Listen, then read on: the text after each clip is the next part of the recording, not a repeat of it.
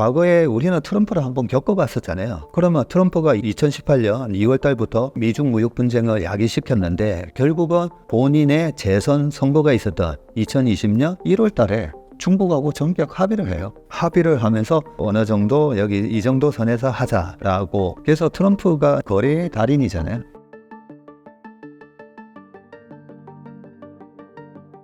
자, 그러면 세 번째 편을 이렇게 마무리하고 네 번째 편은 여러분들이 어쩌면 가장 관심 있어 하실 만한 섹터, 산업, 주식 이야기를 박세익 전문님과 함께 말씀을 청해 보도록 하겠습니다. 자, 긴 시간 동안 앞에서 좋은 말씀 많이 들어서 저도 정말 공부가 많이 된 것 같습니다. 미국의 대선 이후에 펼쳐질 주식시장에 대한 여러 가지 불확실성 때문에 최근에 주식시장의 조정 이유는 금리에 대한 피벗이 있기도 했었지만 제가 봤을 때 제일 큰 조정의 원인은 누가 될 건가에 대한 그런 불확실성 때문에 주식시장이 조정을 받았다고 생각하는데요. 나중에 주식시장의 이런 불확실성에 글로벌 펀드 자금들이 어떻게 지금 그동안의 포지션을 변화했는지도 말씀을 드릴 건데, 미국 대선 이후의 주식시장에 대해서 먼저 간단하게 요약을, 결론을 먼저 말씀드리고 설명을 이어나가면, 우리가 아는 주식의 대가들 워런 버핏, 그리고 피터 린치, 얼마 전에 자꾸 하신 찰리 멍거, 그분들의 수많은 어록을 봐도 미국 대선에 대한 얘기는 거의 없지 않습니까? 그래서 저는 우리나라 선거 직후에도 항상 그런 질문을 많이 받습니다. 어떤 질문을 많이 받냐면요, 이런 대통령 하에서는 나 주식 투자 못하겠다. 나라 망할 것 같다. 네, 어느 대통령이 되실 때마다 항상 똑같은 질문을 받았어요. 이 정권 하에서는 나라 망할 것 같아서 투자 못하겠다. 네, 그럴 때마다 제가 늘 드리는 말씀이 주식 투자는 중립으로 보세요. 그렇게 말씀을 드리고, 미국 대통령도 사실 마찬가지입니다. 그런데 최근 3개월 동안의 조정 이유는 실제로 미국 대통령이 가지고 있는 그 엄청난 영향력 때문에 투자자들이 제일 싫어하는 이 불확실성 때문에 지금 바이든 정부의 정책이 그대로 이어졌으면 좋겠는데 이게 뒤바뀌나? IRA 법안 바로 폐기하겠다? 이런 여러 가지 공약 때문에 이 투자자들이 망설이게 되고 그런 불확실성에 대해서 두려워했기 때문에 조정이 일어났던 거고요. 좀 전에 투자의 구루들이 그런 대선에 대한 분석이나 이런 게 없었다라는 거에서 우리가 해답을 찾을 수 있는데, 대선의 결과가 어떻게 나오다 주식시장은 갈 길을 간다. 제가 좋아하는 책 중에 하나가 내일의 금맥이라고, 옛날에 마크 파버가 썼던 투마로우즈 골드, 그 책에 보면 이렇게 되어 있습니다. 글로벌하게 주식시장 아니면 부동산 시장, 투자자산 시장에 영향을 미치는 것은 페드의 유동성 정책인 거죠. 그 유동성 수도꼭지를 풀었다가 잠궜다가 하는 거는 페드가 하는 건데, 풀었을 때 그 자금이 어디로 흘러가는지는 미국 정부가 정하는 것도 아니고 중앙은행이 정하는 것도 아니고 시장이 결정한다라고 되어 있습니다. 그러면 그 시장은 어떤 논리로 움직이느냐? 무조건 생산성이죠. 생산성의 혁신, 그리고 이게 한마디로 효율성이잖아요. 코스트 대비 아웃풋이 많이 나오는 그런 기술을 가진 그런 기업으로 돈이 흘러가게 되고, 왜냐하면 그래야 마진이 높으니까. 그런 원리로 시장이 흘러갈 거기 때문에 과거에 트럼프와 힐러리가 싸웠을 때, 트럼프와 바이든이 싸웠을 때, 그럴 때마다 주식시장에 관한 여러 가지 경제 전문가들이 나오셔서 이런 정책에 의해서 이렇게 어떤 기업들이 수혜를 받을 겁니다 라고 하지만, 제가 봤을 때는 거의 90% 영향이 없어요. 그런 부분에 대해서 좀 말씀을 드리고요. 하지만 어떤 후보들이 어떤 정책을 갖고 있는지 우리가 알기는 알아야 되기 때문에 오늘 이렇게 긴 시간으로 토론을 했다라고 보겠습니다. 그래서 처음에 주요 정책 비교 및 전망 좀 짧게 지나가고, 미국 대선과 주식시장 과거 사례와 앞으로의 주식시장 현황과 전망에 대해서 말씀을 드리도록 하겠습니다. 이런 표를 많이 보셨을 겁니다. 2024년 해리스와 트럼프의 경제 정책이 뭐가 다른지, 세금, 관세, 통상 기조, 그리고 대중국 정책이라든지 에너지, 이런 여러 가지가 있는데, 가장 극명하게 갈리는 거는 아무래도 기후 에너지 쪽이고, 그죠? 누가 당선이 되든 수혜를 입을 업종이라고 하는 거는 뭐니 해도 인프라 쪽이고, 그리고 미국이 이 기술적인 패권을 놓치지 않으려고 하는 거는 초당적이잖아요. 그 초당적인 기술적인 패권이 이 IT 반도체에 대한 기술이고, 또 하나가 제가 봤을 때는 바이오텍이에요. 그래서 이 바이오텍 같은 경우에는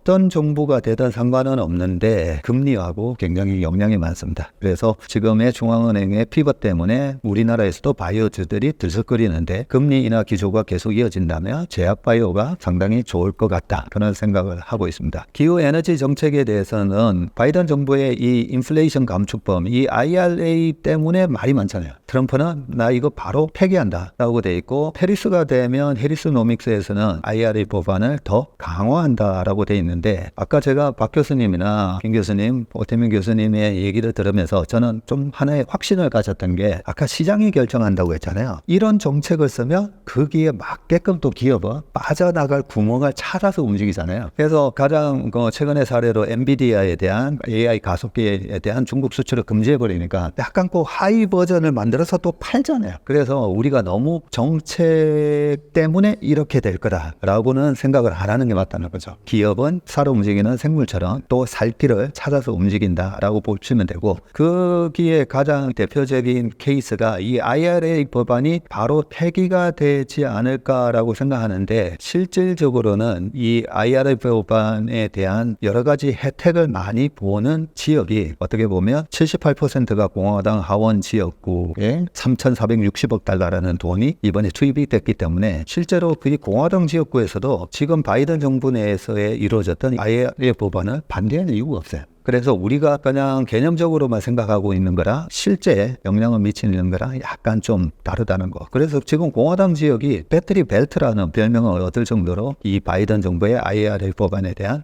혜택을 보고 있다. 그래서 트럼프가 됐다고 해서 IRA 법안이 폐기되는 일은 없을 것 같다라고 말씀을 드리고 싶습니다. 트럼프가 되면 이 에너지 정책의 대표적인 게 드린하고 베이비, 그리고 드린 뭐 이런 단어로 석유 시초가 가능한 연방토지와 해역 규約은 무조건 그냥 에너지 공급을 늘리기 위해서 뭐 청정 에너지 그런 거 상관없어. 예, 그렇다고 앞에서 말씀을 해주셨기 때문에 그런 부분은 좀 확실한 것 같고요. 그런데 예전에도 2016년대도 트럼프가 되면 정유업체, 석유화학업체 좋을 거다라고 그렇게 정권사에서 나온 자료에는 돼 있었어요. 그런데 지나고 보니까 2017년, 18년, 19년에 그렇게 유가 많이 못 올랐고, 석유업체 엑슨모빌의 차트도 나중에 보여드리겠지만 별 재미 없었습니다. 그래서 에너지 정책 쪽에서 가장 많이 갈린다라고는 하지만 실질적으로는 큰 변화는 없을 거다. 대선 이후에도 그렇게 말씀드립니다. 자, 우리 투자자분들이 가장 관심을 많이 가질 부분은 바로 이 전기차에 관한 정책이죠. 앞서에서도 우리가 여러 가지 이 부분에 대해서 의견을 나눴지만요. 그 전기차도 여러 가지 지금 딜레마가 있습니다. 러스트 벨트를 살리자고 하니 미국의 장기적인 경쟁력이 계속 줄어드는 거잖아요. 그래서 트럼프가 됐다고 했을 때 지난 트럼프 1.0 시기에 보면 2017년 트럼프 1기였고요. 18년, 19년, 20년에 보면 테슬라가 엄청 올랐어요, 그때. 그래서 트럼프는 그때도 러스트 벨트를 살리겠다라고 했지만 실제로 시장은 미국의 경제는 테슬라를 선택했다는 거죠. 트럼프 때문에 GM 포드가 다시 회생된 건 아니잖아요. 그래서 이번에도 똑같을 거라는 거죠. 그래서 뭐 트럼프가 당선되면 테슬라가 뭐 영향을 받고 안 받고 정책의 영향이 크게 많지는 않을 거다. 이렇게 보시면 될 것 같습니다. 이 부분도 넘어가고요. 그 다음에 저는 제일 중요한 게 사실은 이 세금이에요. 이 세금이 왜 중요하냐면, 아까도 우리 비트코인 같은 경우에 만약에 세금을, 비트코인의 매매 차익에 대해서 세금을 100% 때려버리겠다. 그러면 비트코인의 가치가 폭락하겠죠. 왜냐하면 세금을 때려버리니까. 그런 것처럼 주식도 마찬가지예요. 그래서 2016년도에 트럼프가 당선이 됐을 때 시장은 확 빠지거든요. 근데 저는 이거 트럼프가 당선이 되면 최소한 6개월 이상 랠리다. 왜냐하면 법인세를 35에서 15%로 나눠준다 했잖아요. 이 세금이 굉장히 중요한데, 그 기업이 생산을 해서 마진을 남겼어요. 그 마진이 남으면 그게 다 미국은 거의 90% 주주한테 돌려주잖아요. 그래서 남은 수익이 다 주주 몫이에요. 그런데 세금을 35%? 아니면 세금을 50% 이렇게 주주 몫을 가져가는 거예요. 그런데 35%를 15%, 지금은 이제 21%잖아요. 그렇게 낮춰줌으로 인해서 주주 몫이 늘어난 거예요. 그럼 뭐 주주 몫이 늘어나면 어떻게 되느냐? 멀티플이 변하는 거예요. 그래서 과거에 우리가 워런 버핏이 늘 본다는 버핏 인덱스 있잖아요. 시가총액 나누기 GDP. 그런데 2008년 금융위기가 오기 전에도 보면 시가총액하고 GDP가 거의 딱 100% 넘는 선에서 확 빠졌거든요. 그런데 이번에 지금 200% 넘는데도 안 빠지잖아요. 거기에는 저 법인세가요. 영향을 준다는 거죠. 35%를 정부가 뜯어가다가 이제는 21%만 우리가 가져갈게. 근데 트럼프가 이번에도 나 15%까지 낮출 거야. 이런 부분은 법인세에 대한 부분은 분명히 주식시장에 영향을 준다. 그런데 여기에서도 또 하나 깨우뚱하게 만드는 게 바이든이 당선되면서 나는 법인세 28%까지 올릴 거야. 했었는데 못 올렸잖아요. 못 올렸어요. 그래서 이번에도 뭐 해리스가 되면 28% 올립니다. 뭐 이런 얘기를 하는데 과연 올릴 수 있을까? 그 부분을 생각을 해봐야 됩니다. 이 세금에 대한 정책은 주식시장에 다이렉트로 영향을 주는 정책이긴 하지만 그게 공약대로 잘 안 이루어진다는 거.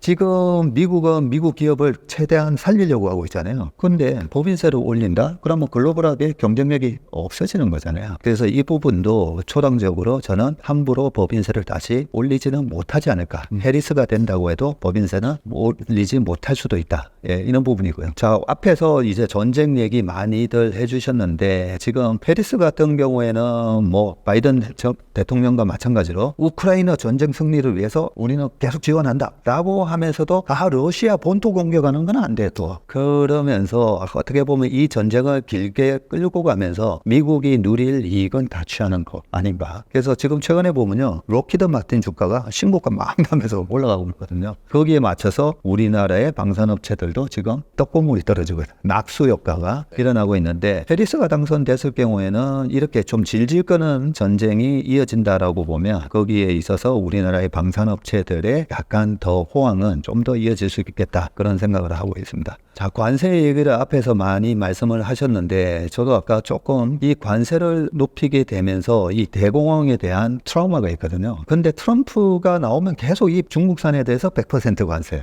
이거는 사실 그동안에 중국하고 미국하고의 어떻게 보면 공조였잖아요. 네가 그렇게 싸게 만들어줘. 그러면 우리한테는 물가 안정이 되고 그 대신 우리가 달러 줄게. 그 달러로 또 우리 국채 사줘. 이런 공조가 됐었는데 이 공조가 지금 약간씩 깨지고 있다는 점에 대해 있어서는 트럼프보다는 투자자 입장에서는 그냥 해리스가 됐으면 그런 바람이 있습니다. 아까 두 가지 방법이 있다 했잖아요. 이 관세를 때려서 중국을 견제하는 방법하고 관세를 때리지 않으면서 IRA나 뭐 해가지고 그냥 우리 자국 기업에다가 그냥 보조금을 주는 거예요. 아예 돈을 그냥 찔러주는 거. 근데 이게 옛날에 보면 슈퍼 301조 뭐 우루과이 라운드 하면 원래 이거 못하게 돼 있는 거였잖아요. 네. 근데 지금은 미국이 대놓고 하고 있거든요. 미국이 하니까 뭐 할 말 없는 거죠. 네. 네. 그래서 이 투자자 입장에서는 관세를 때리면서 중국을 견제하는 것보다는 어차피 중국에 대한 견제는 이 정부나 똑같이 하는 건데 방식으로 보면 투자자 입장에서는 민주당의 정책이 오히려 좀 편하다 그런 생각을 하고 있습니다. 물가 얘기가 있었었죠. 지난번에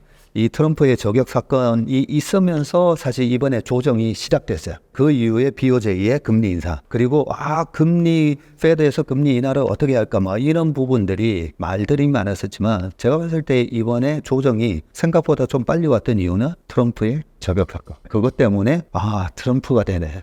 이거 바뀌면 안 되는데 방금 제가 뭐 관세나 이런 거 얘기했듯이 좀 싫거든요. 트럼프로 바뀌면서 이런 정책이 변하는 게 싫고 그리고 관세를 높이면 무조건 수입 물가가 올라가게 돼 있으니까 그런 부분에 대한 막 해석이 나오면서 시장이 출렁거렸었는데 그런데 과연 100%까지 때릴 수 있을까? 과거에 우리는 트럼프를 한번 겪어봤었잖아요. 그러면 트럼프가 2018년 2월 달부터 미중 무역 분쟁을 야기시켰는데 결국은 본인의 재선 선거가 있었던 2020년 1월 달에 중국하고 전격 합의를 해요. 합의를 하면서 어느 정도 여기 이 정도 선에서 하자라고. 그래서 트럼프가 거래의 달인이잖아요. 본인의 책에도 나오지만 약간 그 매드맨 전략인가요? 약간 미친놈처럼 얘 건드리면 안 되겠네. 그런 식으로 해놓고 굉장히 합리적인 선에서 또 언제나 협상을 했었기 때문에 100% 이렇게 관세를 때리는 거 그거는 좀 없지 않을까라는 생각도 좀 해봅니다. 자, 그 다음에 우리나라는 수출로 먹고 사는 나라다 보니까 아무래도 이 환율이 제일 중요합니다. 그죠? 그래서 환율 변동성도 이 트럼프가 되면 좀 커질 수 있다. 고관세를 때려버리고 금리가 고금리가 장기화되면 그러면 계속 킹달러가 유지될 수밖에 없으니까 이런 부분들이 8월 달에 나왔던 시장의 우려였었는데 정작 트럼프는 옛날에 대통령 시절에 강달러는 미국 수출에 매우 불리하다 하면서 우리나라 중국 막 싸잡아가지고 환율 조작고 왜 안 돼? 니네도 왜 환율 조작하는 거 아니야? 하면서 오히려 약달러를 보냈었어요. 그래서 그런 거 보면 좀 이렇게 트럼프가 된다고 했을 때 달러는 강달러인가 약달러인가 약간 헷갈리는 면이 또 있기도 합니다. 결론적으로 이제 한국 경제에 대한 영향인데요. 대선 결과에 관계없이 보호무역주의는 강화가 예상되고 저는 트럼프에서 바이든으로 넘어가면서 이제 중국 때리기는 좀 누그러지나 했더니 더했었잖아요. 그래서 이거는 초당적으로 과거에 일본을 견제했고 소련을 견제했던 것처럼 중국에 대한 견제는 초당적으로 하는 거구나. 중국을 이제는 배제하고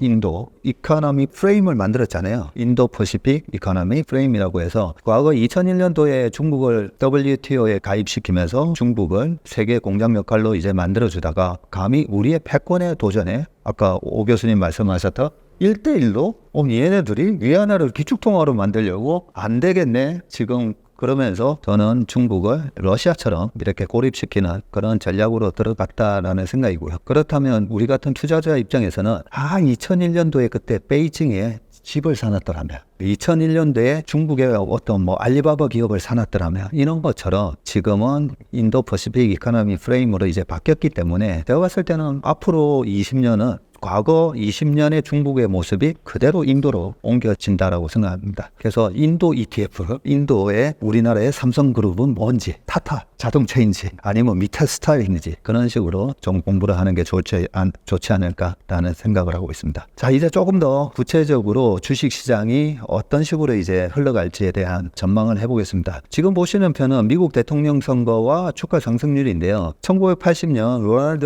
레이건 대통령 시절부터 저기 연초 주가고 선거일의 주가예요. 그래서 연초부터 선거일까지는 레이건 대통령 시절에는 20% 올랐다고 돼 있고 레이건의 재선 때는 4% 올랐다고 돼 있는데 제가 그 오른쪽에 보면 S&P 500의 1980년 이후 연간 수익률이에요.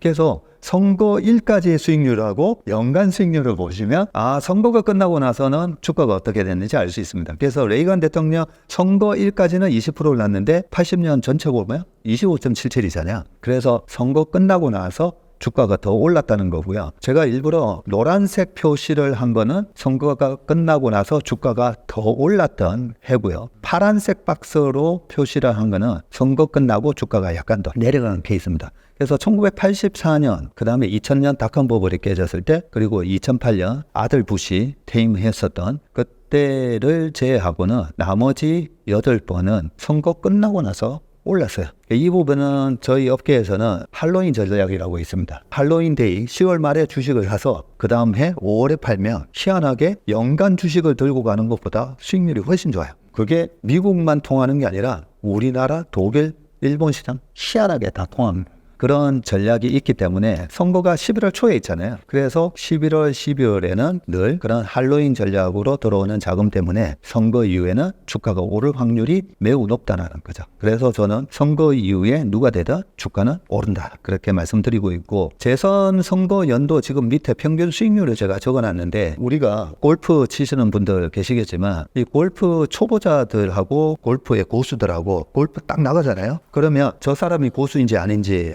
알아보는 방법이 있어요. 스코어 카드 있잖아요. 고수들은 스코어 카드를 딱 보면서 내가 치는 이번 홀이 핸디캡 몇 번인지를 확인해요. 그래서 18홀을 쳐야 되는데 1번부터 18번 홀까지 모든 골프장에는 난이도가 나눠져 있다는 거죠. 그래서 아주 친절하게 이 18개 홀 중에 2번 홀이 1번이다 하면 그 18개 중에 제일 어려운 홀이잖아요. 그렇게 보면 미국의 대통령 선거 4년에서 제일 어려운 장은 2년 차예요. 중간 선거가 있는 해. 2022년 안 좋았죠? 2018년도에도 안 좋았죠? 그래서 중간 선거가 있는 해에 5월에서 10월이 저는 핸디캡 1번이라고 봐요. 그 다음에 핸디캡 2번, 두 번째로 어려운 장이 언제냐면 미국 대통령 선거가 있는 이 4년 차에 5월에서 10월이에요. 그래서 올해 시장을 연초에 전망하면서 올해 대통령 선거의 평균 수익률은 6%거든요. 올라는 갑니다. 올라는 가는데 굉장히 힘들게 올라간다는 거죠. 변동성이 많고 그런 모습을 취할 건데 이번에도 역시나 아주 스트레스를 주면서 아주 힘든 장을 연출을 하고 있는데 이제 선거가 끝나면 그래도 다시 또 올라가는 모습이 나올 거니까 조금만 참으시면 되고 참고로 45년 S&P 500의 연평균 수익률은 9.2%예요. 근데 재선이 있는 해의 평균 수익률은 6%니까 평균치보다도 수익을 내기 어려운 해다라는 걸 꼭 기억을 하시면 좋을 것 같습니다. 우리가 고스톱이나 포커를 칠 때 패 좋을 때 쳐야 되잖아요. 그래서 다음에도 이걸 기억해 놓으셨다가 다음 2년 뒤 2026년 이게 저는 비트코인의 수익률하고 또 거의 비슷하게 나타나기 때문에 코인을 하시던 분이나 주식을 하시는 분들은 꼭 외워 놓으시기 바라겠습니다. 자, 이거는 제가 왜 이 S&P 500의 연봉 차트예요. 연봉 차트에 동그라미를 이렇게 쳐놨거든요. 동그라미를 쳐놓은 거를 보면 확실히 미국 시장은 양봉이 많습니다. 양봉의 의미는 연초 시초가 대비 종가가 플러스로 나면 빨갛게 저렇게 표시가 되는데 이렇게 보면 웬만하면 그래도 올라서는 끝난다 부분이고 음봉으로 난 경우는 딱 두 분밖에 없었어요. 4년마다 대통령 선거가 있으니까 그동안의 10년 동안에 양봉이 8번, 음봉은 2번. 그래서 올해는 그래도 올라는 갑니다 라고 말씀을 드렸습니다. 최근 4년 전에 한번 잘 생각해 보시면 코로나가 터졌음에도 불구하고 밑골이 빵 달면서 확 빠졌다가 결국은 플러스로 끝났잖아요. 그래서 우리가 펀트 데이터를 보면 이 대통령 선거가 있는 해에 주가는 어떤 식으로 움직였는지 잘 알 수가 있고요. 조금 더 또 다른 케이스를 보면 아까 우리가 유가에 대해서도 얘기를 했는데 지금 파란색 박스로 쳐놓은 게 바로 트럼프 재임 기간이에요. 2017년, 18년, 19년, 20년. 그래서 트럼프가 재임이 되면 유가가 올라갈 거다 부분에 보면 실제로 트럼프가 대통령 시절에 보면 유가가 저렇게 올라가잖아요. 짜증을 냅니다. 왜냐하면 유가가 저렇게 올라가면 사우디 좋은 일만 시키다 보니까 미국의 물가에 영향을 주다 보니까 짜증을 내면 다시 유가는 빠지고 그런 모습이었다라는 걸 알 수가 있고요. 그리고 트럼프와 이 정유사인데요. 지금 보시는 저 차트가 바로 엑슨모빌이에요. 엑슨모빌 얼마 전에 이 다우지수에서인가 이 편출이 됐죠. 그런 수모를 겪었는데 한때 엑슨모빌은요. 2005년, 6년, 7년 이때 전 세계 시가총액 1등했고 90년대도 시가총액 1등 여러 번 했었어요. 전 세계. 그럼에도 불구하고 이번에 탈락을 했었는데 자세히 보시면 저 파란색 박스 저때 엑슨모빌의 트럼프 재임 기간의 차트 모습이에요. 박살나 그러잖아요. 트럼프가 당선이 되면 공화당이 뭐가 되면 석유화학 정유사한테 좋다. 이런 거는 믿으시면 안 된다는 거죠. 자, 그리고 트럼프와 빅테크도 마찬가지입니다. 어떤 빅테크는 트럼프를 지지하고 어떤 빅테크는 또 민주당을 지지하고 그런데 지금 파란 박스도 트럼프 재임 시절인데 트럼프 재임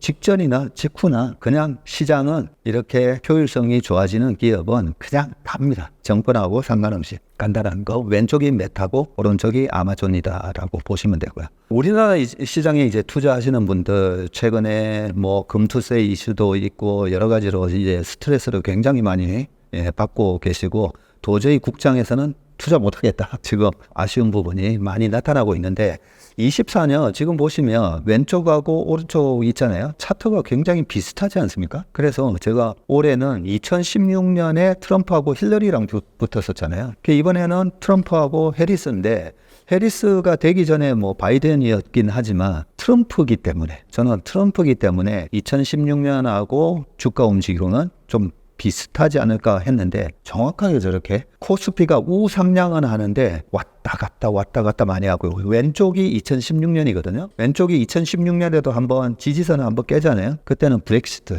투표가 있었고 근데 잘 보시면 결국은 선거 전에 무너져요. 선거 전에 우상향하는 지지선이 무너지면서 한번 이탈이 됐다가 선거가 끝나고 나서 다시 저 추세선으로 복귀가 됩니다. 최근에 우리나라 시장이 2380까지 한번 빠졌었잖아요. 지금 오른쪽 차트에 보시듯이 이런 모습이 대통령 선거에 대한 불확실성으로 과거에도 나왔던 조정이라는 거죠. 근데 저런 조정이 나올 때마다 경제방송에서는 이제 뭐라고 얘기하냐면 하드랜딩 이제 시작한다. 네.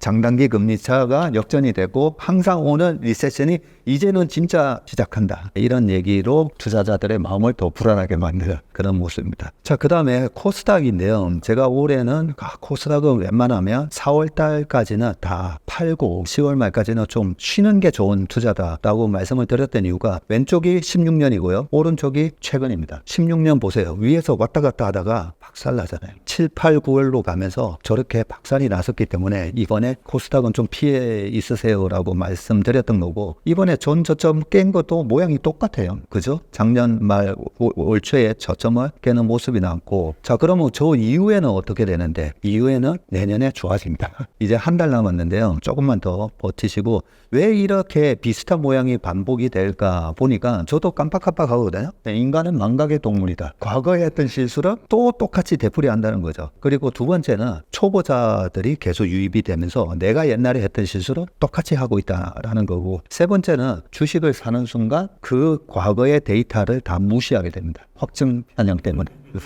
내가 갖고 있는 순간 과거의 데이터, 야, 이번에는 안 그럴 수도 있잖아. 이런 식으로 확증 편향 때문과 보유 편향 때문에 희한하게도 똑같은 실수가 반복이 됩니다. 이 부분 보시면 코스닥으로 우리가 돈 벌기 좋습니다. 왜냐하면 코스닥의 홀수년도 수익률 보면 40%가 나옵니다. 그동안 98년부터 데이터를 보면, 요 얘기를 예전에 우리 김 교수님 방송 가서도 말씀드렸고, 코스피도 보세요. 25% 나오거든요. 홀수년도만. 근데 짝수년도 보면 처참합니다. 짝수년도의 코스닥의 평균 수익률은 마이너스 17.5%예요. 더군다나 미국 대선이 있는 해, 제가 동그라미 쳐놨잖아요. 타원으로 2004년, 2012년, 2020년. 그 보면 코스닥이 플러스가 난 거는 2020년대에 코로나 때문에 박살이 났다가 제로 금리를 만들어주면서 유동성 효과 때문에 플러스 44%가 난 거. 근데 그 전에 박살이 났었다는 거죠. 그래서 항상 대통령 선거가 있고 중간 선거가 있는 그런 짝수에는 웬만하면 코스닥은 홀수에만 하세요. 홀수에는 40% 수익률.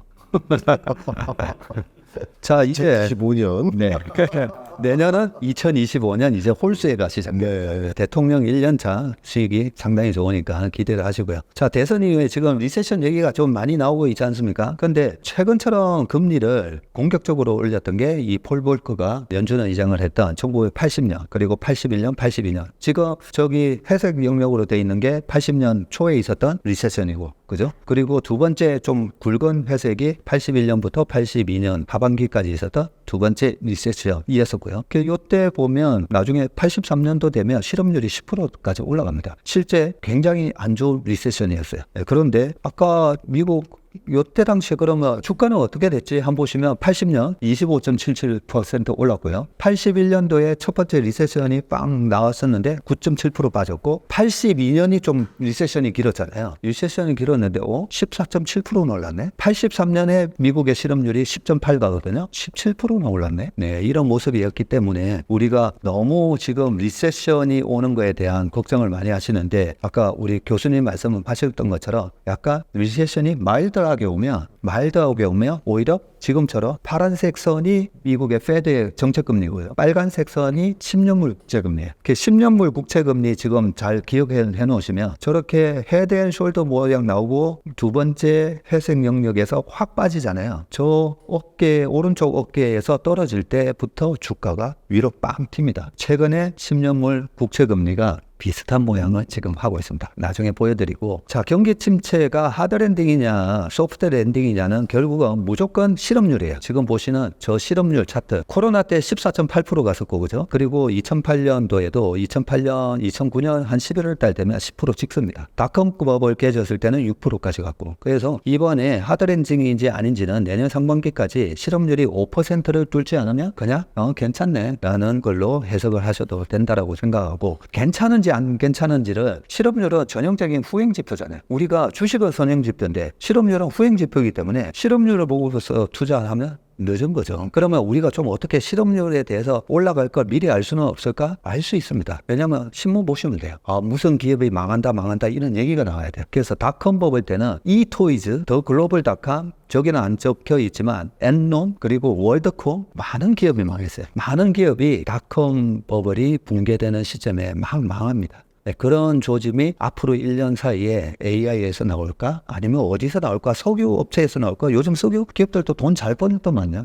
네, 그래서 지금 실업률이 급등할 만한 조짐은 안 보이는데 그렇게 저는 생각하고요. 나스닥의 버블 붕괴 가능성에 대한 얘기가 많이 나오는데 항상 우리가 차트를 볼 때 그냥 차트 보시면 안 되고 항상 로그 차트를 보셔야 돼요. 로그 차트를 보셔야 과거의 주가 상승률이 얼마나 더 가팔랐는지 알 수가 있습니다. 지금 보시면 최근에 나스닥 되게 많이 올라온 것 같은데 21년 고점을 지금 살짝 벗겼죠. 네, 이런 상황이기 때문에 그 전에 나스닥 랠리가 있었던 14, 15, 16이라든지 17, 18년이라든지 코로나 이후의 상승에 비하면 이 정도는 양호하다. 양호한지 아닌지를 알 수 있는 게 지금 이 차트의 제일 위에 있는 이 월봉 차트인데요. 제일 위에 제가 파란색 박스로 이렇게 표시하는 게 RSI의 과열 신호입니다. RSI의 과열 신호를 보면 이번엔 발생도 안 했어요. 발생도 안 했기 때문에 이제야 진짜 무너진다 라고 보기에는 거품이 없다는 거죠. 거품이 없으면 떨어질 때도 많이 안 떨어집니다. 자, 페드의 그 금리 인하 이후에 하드 랜딩이 있었던 케이스를 보시면 이게 2008년 금융위기가 오기 바로 직전 2007년도에 지금 저 차트의 꼭지에서 우리나라 펀드 열풍이 불어가지고 막 저 때도 많은 투자자들이 주식에 막 투자했을 때인데 2007년 9월 18일 이번하고 똑같아요. 날짜도 똑같아요. 똑같은데 0.5% 금리 인하를 하거든요. 근데 금리 인하를 딱 하기 전에 지금 저 차트의 제일 밑에 보면 얇게 보이는데 제가 동그라미 쳐놨죠. 저게 페드의 정책금리가 하향 조정됐을 때에 동그라미 쳐놓은 겁니다. 저기 정책금리가 하향 조정됐던 9월 18일 전에 그때도 미리 빠졌어요. 최근에도 미리 확 빠졌잖아요. 그리고 나서 금리 인하를 했더니 올라가잖아요. 지금도 올라가잖아요. 그래서 첫 금리 인하에 50bp 인하를 해주니까 와 하면서 환호하면서 주가가 올라갑니다. 그리고 두 번째 금리 인하를 했더니 저 때는 또 빠지잖아요. 빠지고 세 번째 금리 인하를 할 때는 전 고점 대비해서 낙폭의 50% 정도도 회복 못하다가 다시 무너지죠. 저때 나타났던 현상이 저때가 2007년 12월인데 이미 2007년 12월 달에 베어 스턴스 사장 사임하라라는 요구가 나옵니다. 왜냐하면 그때 당시에 베어 스턴스, 골드만삭스, 모건 스탠리, JP 모건이 대규모 적자를 발표합니다. 충당금을 쌌는데 그 서프라임이라는 상품에 대해서 충당금을 쌓는 거죠. 그래서 최근에 저희가 매번 이번에도 미국의 IB들의 실적을 체크하거든요. JP 모건 최근에 신고가 났잖아요. 그래서 위기가 오는지 안 오는지에 대해서는 말 그대로 걔네들은 인베스트먼트 뱅크예요. 투자은행이에요. 소매금융하고 다릅니다. 투자은행이 제일 먼저 알아요. 걔네들의 실적 발표에서 이번에 이런 위험이 있기 때문에 저희 충당금을 좀 많이 쌌습니다. 이 신호를 준다는 거죠.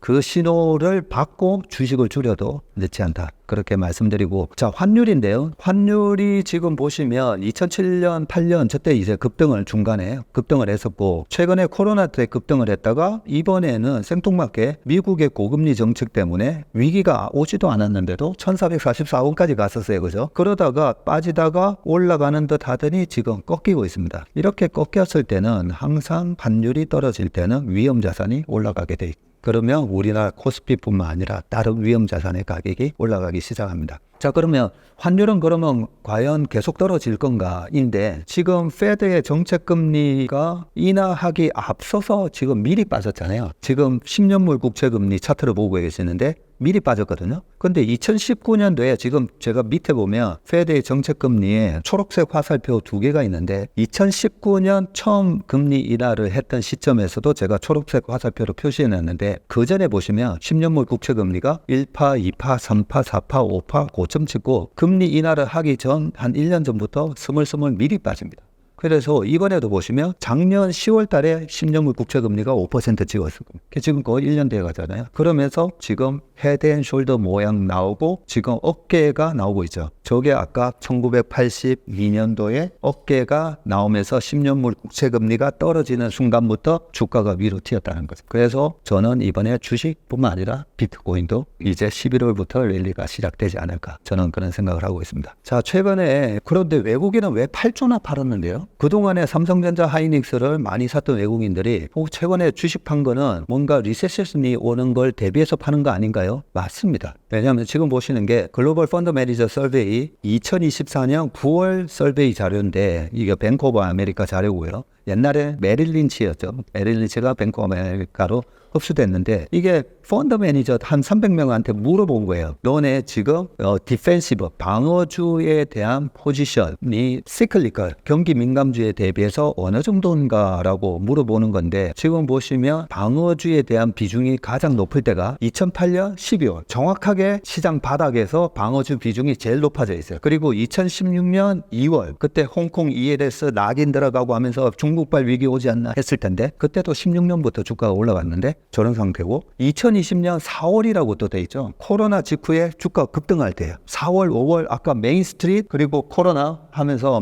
월스트리트, 메인스트리트 얘기하셨잖아요. 아니 메인스트리트이 박살나는데 왜 주가가 올라가지 했을 때도 이미 펀드 매니저들이 방어주로 싹 바꿔놨더니 그때부터 주가가 올라가더라는 거죠. 그러면 지금 레벨 보시면 24년 9월 예전에 그 레벨 수준이네. 그래서 이미 글로벌 펀드들이 이번에 공격적인 시클리컬 반도체도 시클리컬이잖아요. 그런 거를 팔고 방어주로 이미 수비 태세를 다 취하면서 주가가 빠진 거예요. 그러면 주가가 다시 올라가는 거야? 이제 위험자산 다시 투자해야 되는 거야? 라고 되면 저 포지션이 또 바뀝니다. 그래서 지금 글로벌 펀드의 동향을 보여드리면서 이미 펀드들은 방어 스탠스를 다 이미 취했다라고 보시면 되고 이것도 펀드 매니저들의 에셋 알로케이션을 보여주는데 시클리컬에 대한 투자 비중이 지금 거의 낮은 수준인데 그 정도로 경기를 안 좋게 보면서 대비를 했다는 거죠. 우리가 가만 보시면 모든 하드랜딩은 대비가 안 돼 있을 때 나왔었어요. 2008년 서브프라임 아니 서브프라임 이게 뭔데 하면서 무너졌었고 코로나 때도 아니 이 정도야 하면서 무너졌었잖아요. 근데 지금은 대비해야 된다라는 얘기가 시장에서 거의 7대3 정도로 압도적이기 때문에 이미 시장은 대비를 하고 있기 때문에 마일드한 리세션은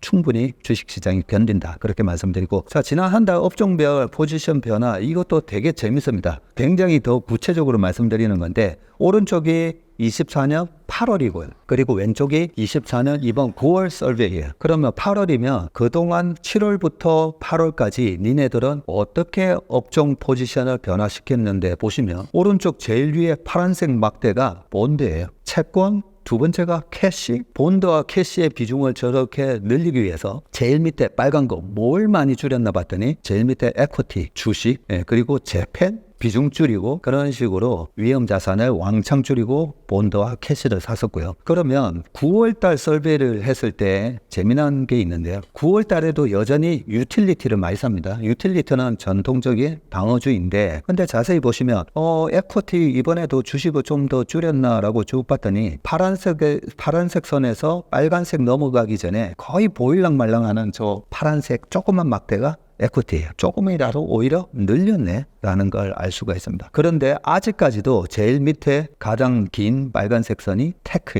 그래서 반도체 이제 캐즘에 들어가는 거 아니냐 뭐 이러면서 테크에 대한 비중도 많이 줄여놨다 그렇게 보시면 됩니다. 이 설베이 자료에서 보면 통화정책이 너무 제약적이라는 응답 뭐 이런 수준도 보시면 24년 지금 9월인데요. 저는 이 데이터를 보고 깜짝 놀랐어요. 지난 2008년 10월, 2001년 4월 그때 수준만큼이나 저렇게 많이 올라가 있는 걸 알 수가 있고요. 그 다음에 이런 자료들을 쭉 제가 보면서 내린 결론은 25년 상반기까지는 여전히 상승 추세는 남아있다 라고 봐지고 주식하면서 저희가 제일 좋아하는 격언이 바로 이겁니다. 강세장은 비관 속에서 탄생해서 그리고 회의 속에서 자라며 낙관 속에서 승속해서 행복 속에서 죽는다라는 존 템플턴 경의 말씀이신데 강세장은 이번에 강세장이 언제 탄생했냐? 22년 10월이래요. 그때 우리나라는 또 레고랜드 사태까지 막 벌어지고 계속된 이렇게 아니야 지금 시장 안 좋아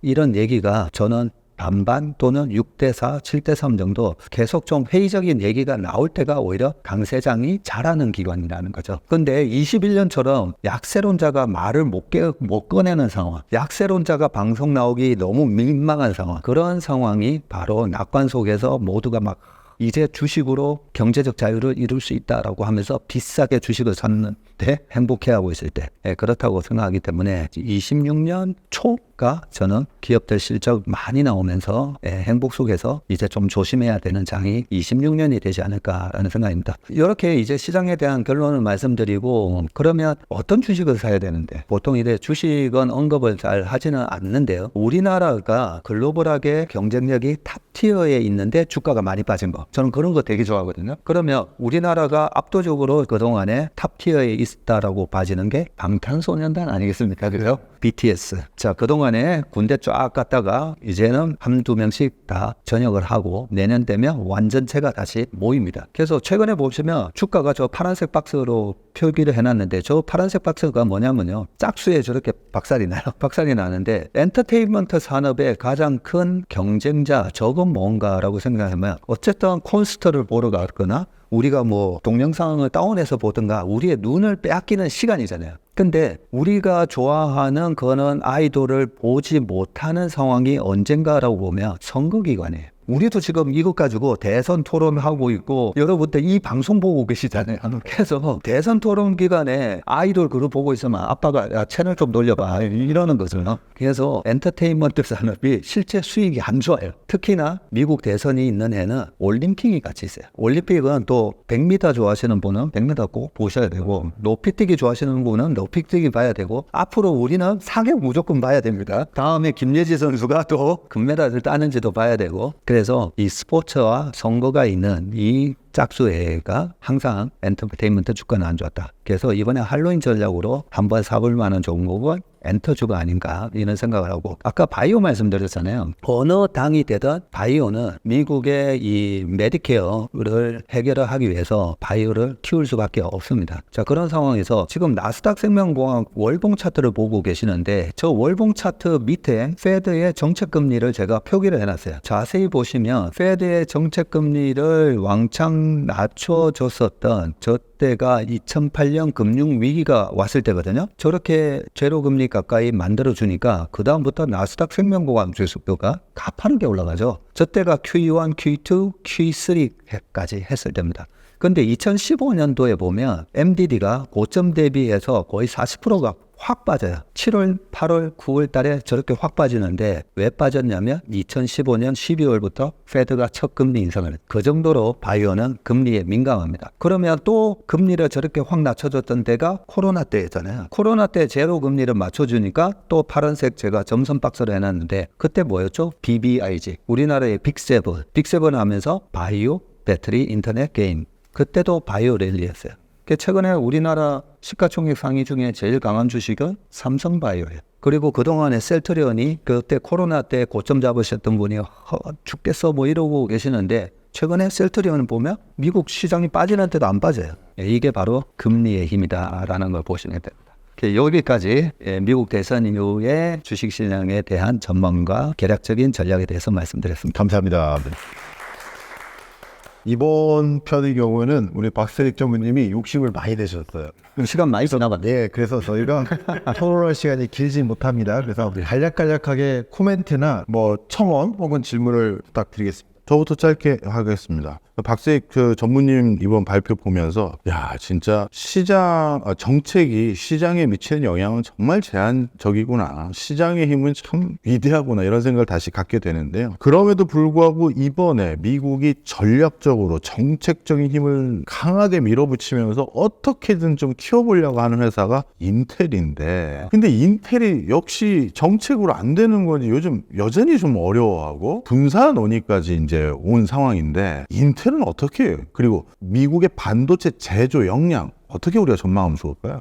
굉장히 좋은 질문을 해주셨는데요. 우리가 미국식 자본주의 보면 굉장히 냉혹하다, 알짜롭다 뭐 이런 느낌이 들잖아요. 미국은 계속 혁신 기업을 원합니다. 근데 그 혁신을 못 따라가잖아요. 일본하고 우리나라하고의 가장 큰 미국 기업하고의 차이가 일본도 예전에 일본의 거품이 있고 나서 많은 기업들이 어려워졌지만 구조조정을 안 하잖아요. 그런데 미국은 모토로라 날려버려. 죽여버립니다. 그냥. 그동안에 GM하고 포드를 끌고는 오긴 했었지만 테슬라가 이제 자동차 산업에 글로벌하게 대장주가 될 수 있네? 그냥 테슬라. 모토로라 이후에 애플이 됐잖아요. 뭐 애플이 무슨 핸드폰 만들던 회사 아니잖아요. 네. 그래서 미국은 가차없이 얘네들 못 쫓아오네? 그러면 죽여버립니다. 그런데 어제 이런 뉴스가 있었죠. 퀄컴이 인텔을 통째로 인수할 수도 있다. 네, 이런 얘기가 나오거든요. 네. 그래서 이 미국식 자본주의가 참 대단한 게, 근데 이 인텔이 갖고 있는 어마어마한 이 CPU라든지 반도체에 대한 종합 반도체 글로벌 1등이었잖아요. 여기가 갖고 있는 그 특허의 가치가 있다 보니까 예전에도 모토로라 사업부라든지 이런 거 분해해가지고 마토로튼 사람 구글이 인수해버리잖아요. 그 특허권을 이 이머징 국가가 가져가게끔 하랍니다. 그래서 저는 미국 기업이 돕지 않을까 했는데 지금 퀄컴하고의 그런 합병 뉴스가 나오면서 저는 이런 식으로 미국은 그냥 죽일 놈 죽이고 센 놈한테 갖다 붙이는 이런 과정이 앞으로 전개될 거라 생각합니다. 좋습니다. 오태민 교수님.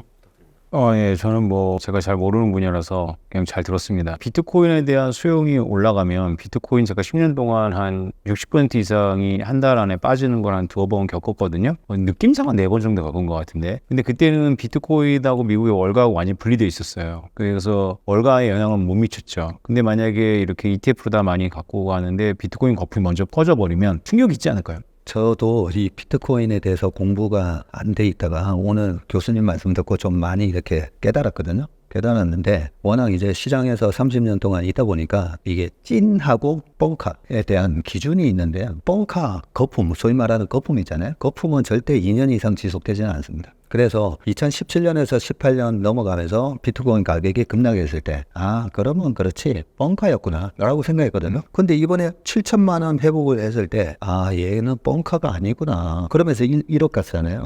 국부론에도 나오긴 하지만 이 가치가 없는 자산의 가격이 계속 올라갈 수도 없고요. 가치가 있는 자산의 가격이 또 내재 가치보다 급락하면요 빠르게 또 회복을 해요. 그게 이제 시장의 가격의 발견의 기능이잖아요. 그런 측면에서 저는 비트코인의 이 사용 가치는 뭘까? 그냥 뭐 믿음으로 하는 건 아니잖아요. 그래서 아까 지하 경제 여러 가지 말씀드렸고, 시진핑이 되고 나서 중국의 지금 부자들이 해외로 자산도 많이 빼돌려야 되고 여러 가지 사용 가치를 제공했었구나 이런 생각이 들면서 비트코인에 대한 가치를 월가가 인정을 했다고 보고요. 저는 이 월가에 항상 이 로스차일드 같은 그런 빅브라더가 있다고 저는 생각하거든요. 근데 제 친구가 작년에 비트코인 가격이 22년도 좀 안 좋았을 때 15,000불까지 갔을 때 저한테 했던 얘기가 이 로스차일드 가문에서 비트코인을 산다는 거예요. 그러면서 어디서 막 기사를 찾아서 막 보여주면서 세이가 비트코인 사야 돼. 그걸 15,000원대에서 계속 얘기를 했어요. 그 친구는 이 코인 시장에서 한 번도 한 적이 없는데 우리 시장에서 성공을 한 친구예요. 그 성공을 한 그 촉으로 세이가 비트코인이다 라고 했고, 그래서 좀 공부를 하다 보니까 이더리움하고 비트코인이 하나의 그 시장, 크립토 시장에서는 약간의 기축통화 지위를 하고 있고, 이걸 월가와 이 세계 금융 자본주의를 움직이는 이 금융가들이 그 가치를 인정했구나라고 저는 그렇게 느꼈습니다.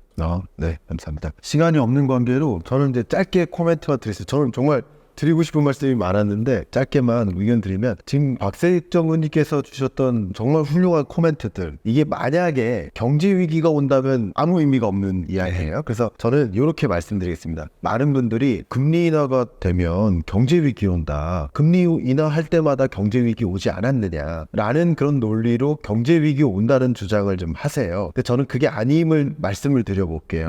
제가 아주 간단한, 시간이 없으니까 간단하게 질문 드리겠습니다. 우리 비가 와요. 네, 뭐 준비하십니까? 우산 준비해야죠. 비가 오면 우산 준비해요. 그래도 반대로 질문 드릴게요. 우산 준비 오면 비 옵니까? 이게요, 제가 왜 그러냐면요, 너무 중요한 말씀 드리는 거예요. 금리 인하와 경제 위기가 겹친 건 맞아요. 근데 선후행 관계가 뭐냐라는 질문을 드리는 거예요. 금리 인하해서 경제 위기 왔습니까? 경제 위기 와서 금리 인하한 겁니까? 경제 위기 와서 금리 인하했던 거예요.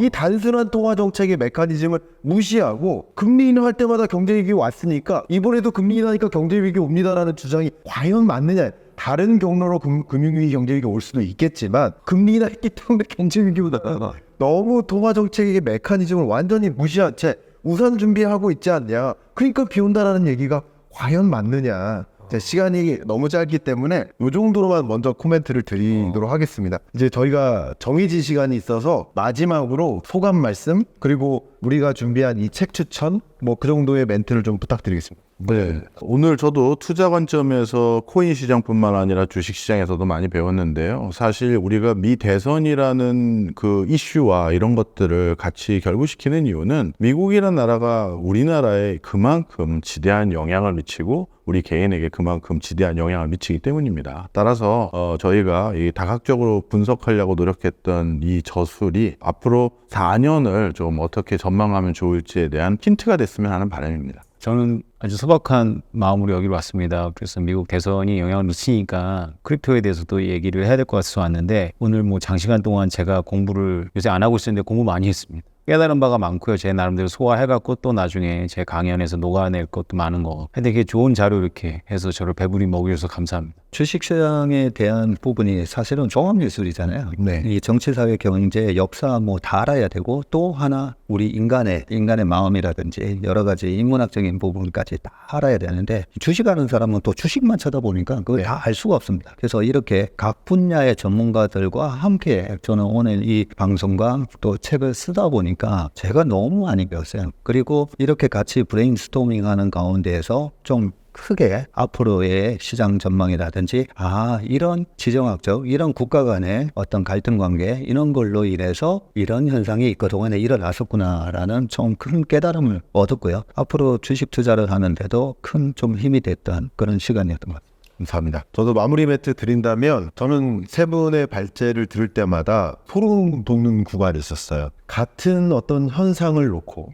예를 들어 주가가 여기서 오른다 하는 이런 현상을 놓고 같은 현상을 달리 해석하더라고요.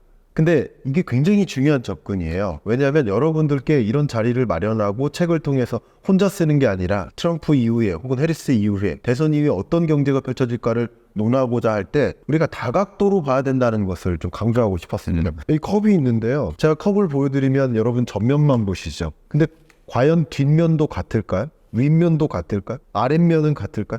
우리가 다 못 봐요. 못 보다 보니까 미스저징을 하거든요. 근데 아마도 저도 이런 자리를 통해서 제가 미쳐보지 못했던 밑면, 미쳐보지 못했던 뒷면도 고루 볼 수 있었던 시간이 됐었던 것 같고요. 우리 구독자 여러분들께도 그런 시간이 충분히 되지 않았을까. 또 여러분들이 이 영상을 통해서 또 책을 통해서 충분히 향후 4년의 경제 어떤 모습이고 또 나는 무엇을 준비해야 될지 어떻게 대응해야 될지 충분히 고민할 수 있는 시간이 되시지 않을까 의견 드리면서 마무리하도록 하겠습니다.